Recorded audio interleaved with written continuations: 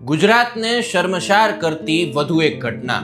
હવસખોરે 10 વર્ષીય બાળકીને પીંખી નાખી. ગુજરાતમાં દિવસે ને દિવસે દુષ્કર્મના બનાવ વધી રહ્યા છે, જે આપણા સમાજ માટે એક ચિંતાનો વિષય છે. આપણો સમાજ સંસ્કારો અને મૂલ્યોની વાતો તો કરે છે, પણ આ વાતો અને આચરણ વચ્ચેનો જે દંભ છે, તે આવી ઘટનાઓ જ્યારે સામે આવે છે ત્યારે ખુલ્લો પડી જાય છે. ભરૂચના ઝઘડિયાની આવી જ એક ઘટના જેણે સૌ કોઈને હચમચાવી નાખ્યા છે. ભરૂચના ઝઘડિયા નજીકના એક ગામમાં રહેતો પરપ્રાંતીય શ્રમિક પરિવાર ઝઘડિયા જીઆઈડીસીમાં કામ કરીને પોતાનું ગુજરાન ચલાવે છે, જેમની અંદાજિત 10 વર્ષીય બાળકી સોમવારે મોડી સાંજે જાડી વિસ્તારમાં લોહી લુહાણ હાલતમાં મળી આવતા માતાના પગ તળેથી જમીન સરકી ગઈ હતી. બાદમાં બાળકીને તાત્કાલિક સારવાર માટે પ્રથમ અંકલેશ્વરની જયાબેન હોસ્પિટલમાં અને ત્યાંથી ભરૂચ સિવિલ હોસ્પિટલમાં લાવવામાં આવી હતી. આ દરમિયાન જાણવા મળ્યું હતું કે આ બાળકી સાથે તે જ વિસ્તારમાં રહેતા એક શખ્સે અમાનુષી દુષ્કર્મ આચર્યું છે.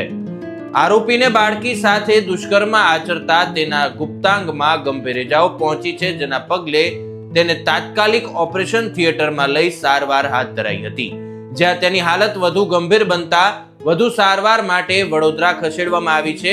આ ઘટનાની જાણ થતાં જ ઝઘડિયા પોલીસ અધિકારીઓ સહિત અંકલેશ્વર ડીવાયએસપી ડોક્ટર કુશલ ઓઝા પણ સિવિલ હોસ્પિટલમાં દોડી આવ્યા હતા. ઘટનાની ગંભીરતા સમજી અને પોલીસે નરાધમ આરોપીને ઝડપી પાડવા માટે વિવિધ ટીમો બનાવી હતી, જેમાં પોલીસને ગણતરીના સમયમાં જ સફળતા મળી હતી. પોલીસે બાળકી જે વિસ્તારમાં રહે છે તે વિસ્તારમાં જ રહેતા અને મૂળ ઝારખંડના વિજય પાસવાન નામના 36 વર્ષીય આરોપીની ધરપકડ કરી છે.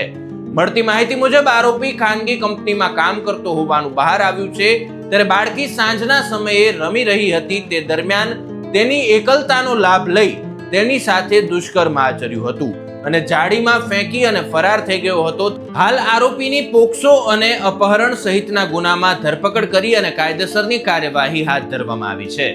દુષ્કર્મના વધતા બનાવો આપણે ત્યાં થતી સંસ્કારોની વાતો અને આચરણમાં રહેલા દંભને છતો કરે છે.